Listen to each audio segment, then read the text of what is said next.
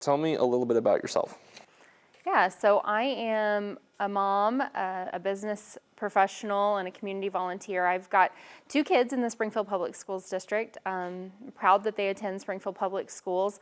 I also, in my career, I've built a career here in Springfield. I moved to Springfield to go to Missouri State University 20 some odd years ago and stayed here and built my career in the community, starting with nonprofit work. I worked for a nonprofit in downtown Springfield that was focused on economic development and revitalization of our downtown community, and then had the opportunity to join Bass Pro Shops about 10 years ago.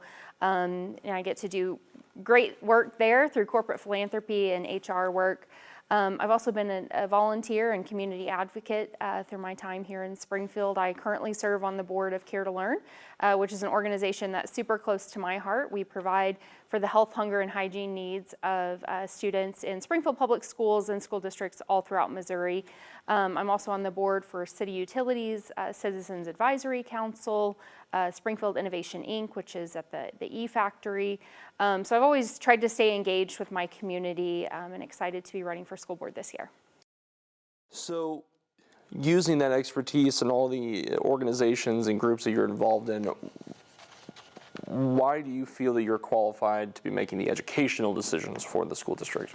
Right, so I decided to run. I've been engaged in the community. I followed the school board. Like I said, my kids are in Springfield Public Schools for a number of years. And, the last couple of years, I have felt that the parent voices have been underrepresented on the board. We have some great backgrounds, retired teachers, legal professionals, other business professionals on the board, but we only had one parent on the board, and if elected, I would be the only parent whose school-age children all attend Springfield Public Schools. And I think it's really critical that we have the voice of parents represented on the board. Lots of decisions that are made at the board level, whether that's start times or curriculum or cell phone policies or boundary changes, those that have real impacts on families' lives. So I think it's really important that parents have a voice at the table. I mentioned advocacy piece and staying engaged in the community. I grew up in a family of educators. We've been proponents of public education in my family going back decades, really. And so it's always been something that's really important to me. And I've tried to kind of bring my life's work, my volunteer work in line with that kind of education focus. Even though I didn't go into that as a career, I've always volunteered with organizations like the Discovery Center or Care to Learn or the YMCA to stay engaged in that space and understand the issues that are facing the youth in our community and in the education space. So, I think my involvement has kind of led me to this point, but also my business background. I've been at Bass Pro Shops for 10 years now, almost 10 years now, and one of the things that I get to do is employee engagement programs and employee listening. And so to me, it's really important to use information from key stakeholders to make decisions. And so I get to do that in my day-to-day work, and that's a skill that I'll bring to the board. How do we take what we're hearing from teachers, from parents, from business leaders in the community, and use that to drive decision making at the board level? And I think that's really important. Our public schools are unique in that they're ruled by kind of local control. So our board really does have a lot of opportunity to impact the way our school districts are run in our local communities. Yeah, let's talk about some endorsements. Do you have any endorsements at this time? Yes, I have met with several groups for endorsement. I have been endorsed by both teachers unions. The Springfield NEA and the MSTA have endorsed my candidacy, as well as the local Teamsters, which represents our bus drivers in the district. So I've been super pleased to have support from those organizations. I was also endorsed by United Springfield, which is a nonpartisan PAC here in Springfield, led by a group of bipartisan. There's members from each side of the political spectrum that is on that group that endorsed my candidacy earlier this year. I've also been endorsed by the Southern Missouri Firefighters Group, which, I think a testament to that is my kind of focus on safety. I think it's really important that we focus on the safety of our schools. And, as a parent, I hear that from other parents. We're always concerned about the safety of our kids in school. So I have been pleased to be endorsed by all of those groups. Nonpartisan, I want to stick on that word for a second. School board races have always been or at least supposed to be nonpartisan. And so my question to you is, how can you assure every SPS parent that you will act in the best interest of their student, not just what you think is best for their student? Right. So yes, school board races are required to be nonpartisan by state statute, and we're kind of unique in that space, right? And I think sometimes we as a community have a hard time. That's one election where we're not voting for a political party. But the job of the school board really is to represent the best interest of all students in our district. It doesn't matter their background, it doesn't matter their religion, it doesn't matter their political affiliation. We have to use data and facts to make decisions that impact all of our students for the better. And when I think about that, I've talked to a lot of parents who are on every side of the political spectrum, or maybe not even politically engaged at all, but we all agree on a certain baseline of things. We want our kids to be safe in our schools. We want them to be in a good learning environment where they're supported, and we want them to achieve the best that they can. And so those are not partisan ideals. Those are things that should be equally available to all students in our community, and I think that has to be the focus of our board. There are going to be hot button issues that pop up from time to time that have a partisan bend, and people are going to have partisan opinions about, but at day to day, at the core of what our school district does, we're educating our children, and that's not a partisan issue. I will tell you, locally here, the Republican Party has endorsed, and I declined to take part in that endorsement process because I do really hold in high regard the nonpartisan nature of this position. And I didn't, while I would have loved to share my opinions and thoughts with the group on different policy issues and things that they're worried about and thinking about, the intent of that meeting was to endorse two candidates. And so I didn't participate. And that for me was a personal decision because I wanted to maintain the integrity of the nonpartisan position of the board. And I would do that as a board member. I think we have to listen to both sides. We have to listen to everybody who has a stake in the district. It's not just Republicans, it's not just Democrats, it's not just independents, it's all of us. Going from nonpartisan to politics, you try to keep politics out of the school district as much as possible, but sometimes you can't help it. There's been reports of growing momentum of the current administration to dismantle or at best alter the Department of Education. Again, nonpartisan question, how do you feel about the idea of the federal Department of Education changing or going away? Yeah, I think it's something, I've certainly watched, like many people, with a lot of interest. Our local school board has very little control over that decision. That's obviously a federal decision, and so we have very little control over it. But I've certainly watched it with a lot of interest. Our state, Missouri, receives over $2 billion in federal funding. So I think my concern, right, is are we going to still receive those federal funds dollars if those changes are made?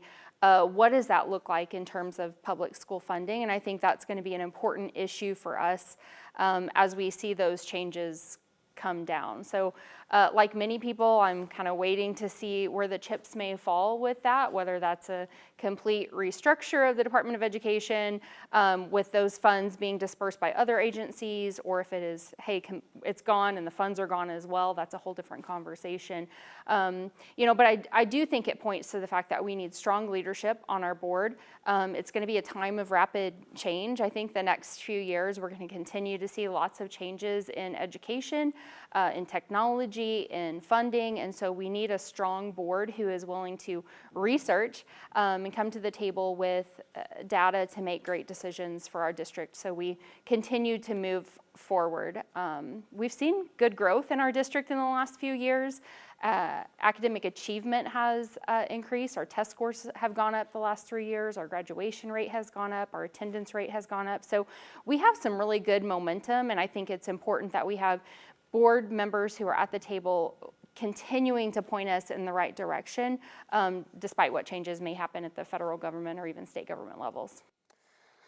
Previous elections, whether it was last year, 2 years ago, 3 years ago, the biggest issues were, from candidates were topics like, public safety, critical race theory.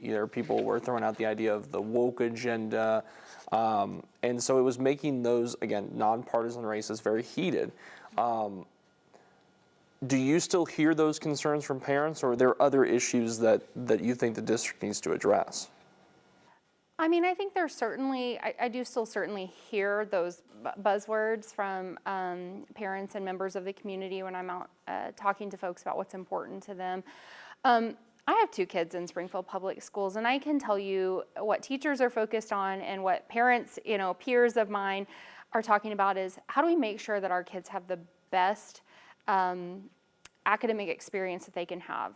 How do we make sure that they're lined up for success, that they're learning the things that they need to be learning, that they're developing a curiosity to not only just learn what teachers are giving them, but to explore their passions and learn beyond what the classroom is teaching them. And I think that's going to be a really important skill for kids to develop, especially with kind of the onset of technology, right? 30 years ago when I was in elementary, we laughed because teachers said, you won't have a calculator in your pocket. Well, you do have a calculator in your pocket now. So times have changed, technology has changed. We have to be continuing to develop critical thinking skills in our kids, curiosity in our kids, to make sure that they're able to keep pace with the world that is changing. I certainly hear about those things. I certainly hear about behavior as an issue from parents and teachers as well. And, I think the district has made some progress in that space. It's not, one thing I would point out, it's not an issue that's unique to Springfield. School districts across the country are experiencing issues with behavior in the classroom. And, I think 20 years from now, right, we may be able to figure out the root cause of that, but we've had some rapid change with COVID and things that have, occurred in the last 5 years that have impacted our kids. So it may not, we may not be able to snap our fingers and get right back on course, but we're making changes in that direction. And I certainly know that is an issue for parents. How do we address behavior issues in the classroom, remove distractions for learning?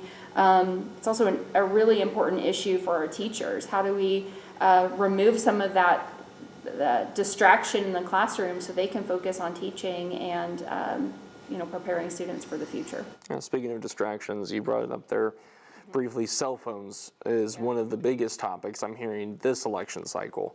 And so my question to you is, if a cell phone ban was proposed, would you vote for it, or would you try to compromise to maybe create cell phone limitations? I think that's a really great question. It is something that we talk about a lot. The district has a cell phone policy, and the current policy is that the phone, you're in violation of the policy if your phone is on or out during classroom learning time. I think where we have issues is consistent enforcement. We have some buildings in our district that are doing a great job enforcing that, and we have others that aren't. And so as a board, I think it's our role to make sure that the district is enforcing that fairly and equitably across the entire district. I will tell you, like, I have 2 kids, and if I say, well, you can't do this because it's in the handbook, or you can't do this because it's a board policy, it doesn't make a difference to them, right? Like, I'm the adult, I set the expectation, and then I enforce a consequence if they don't follow the rules. And so I think we have to empower our teachers, and we have to set that expectation across the district that cell phone use is a distraction to classroom learning. We know that, but we need to give teachers the tools to enforce that equitably across the district. I do think there are some things that, like, we're sitting here in a television studio, obviously.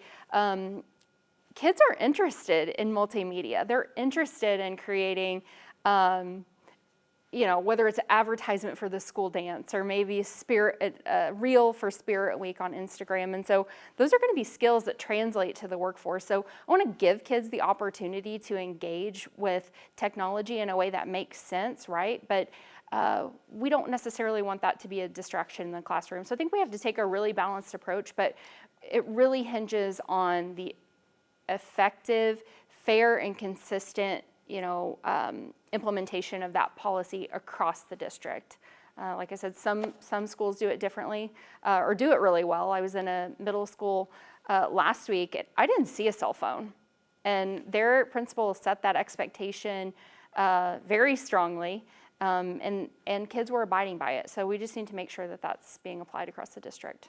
My last question is, why should people vote for you? You know, I mentioned I'm a mom of 2 kids in the district. I think that's something that really differentiates me from other candidates. Both my kids attend Springfield Public Schools.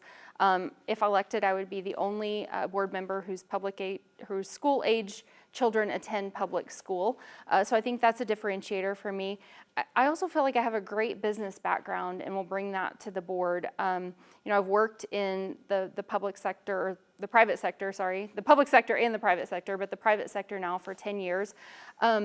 I understand how to work with budgets. I understand how to measure goals. I understand what accountability looks like. And really, that's the role of the board. We're there to provide the strategic direction for the school district, to hire and evaluate the superintendent, and making sure that those strategic goals are being implemented. We're not running the day-to-day district. I'm not an expert in classroom education. I would lean towards our educators and experts in that field to really drive us forward in that space. But you know, I think my role as a mom, my background in the business community, and really my passion for public education, I think it's really important, especially now that we have strong voices for public education on the board in Springfield. It's going to be an interesting couple of years, whether that's with changes in the Department of Education or funding at the state level. We need to make sure that we have people who are serving our district who have the best interest of public education at heart.